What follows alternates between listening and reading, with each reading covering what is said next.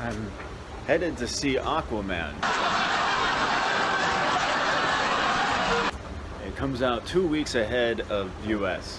That's amazing. Usually I have to wait, a month, sometimes even longer for a movie to come out here in China. But for some reason, Aquaman comes out 2 weeks before it comes out in the States. And I'm really excited. The early reviews say it's amazing. You got, like, for example, The Grinch. It comes out today, as well as Aquaman. There's some Spider-Mans, and pretty cool. IMAX 3D. This is gonna be awesome.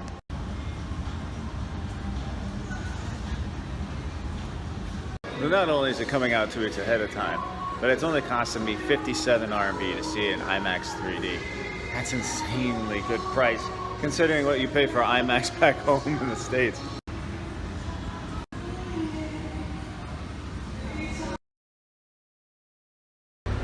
Oh my god, it's really good.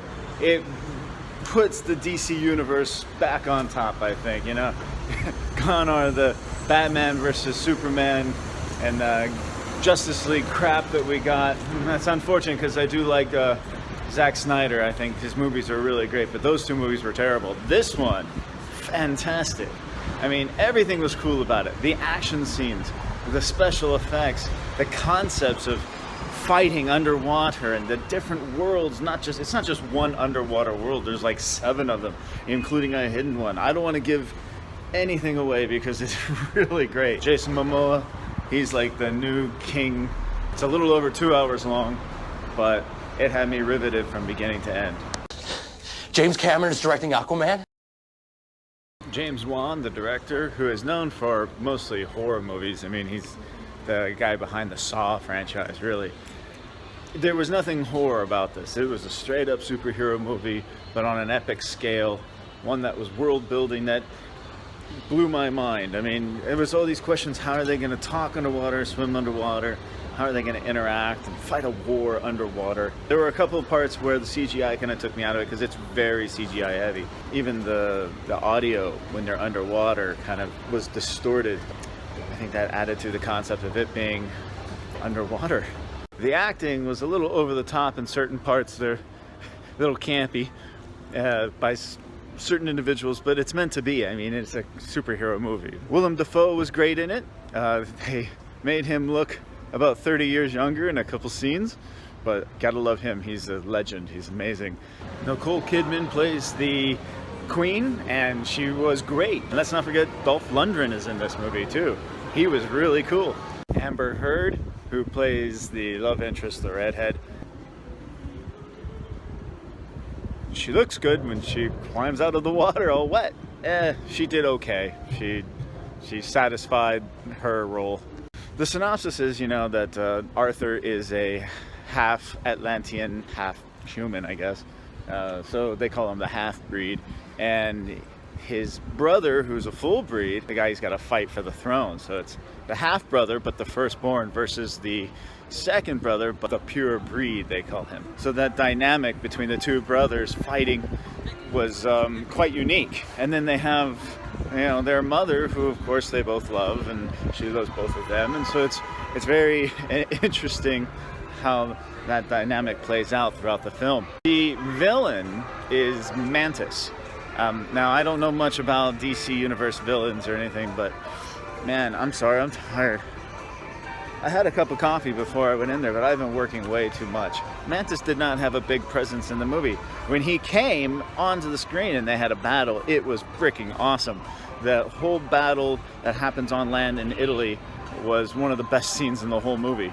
Mantis is there for a little while and then he's gone. And I wish that they had, done more with Mantis. The movie begins with Arthur creating an enemy with Mantis.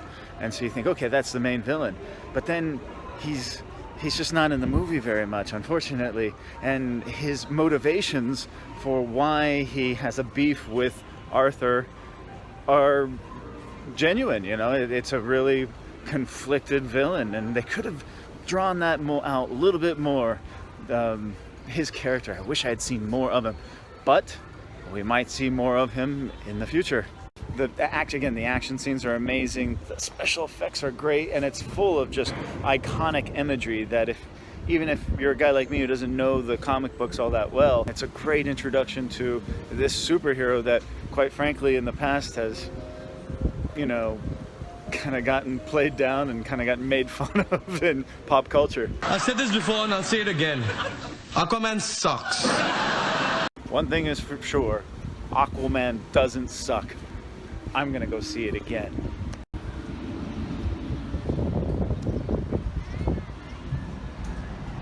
Definitely see it on the IMAX, and you have to see it. IMAX 3D is the way to go. I mean, it's heavy CGI and it's designed for that format. I heard somewhere recently that they said that it was like Star Wars underwater, and that's a great analogy. It's similar to Star Wars underwater in that it's utter worldly locations with strange creatures and a very interesting family dynamic with the backstory.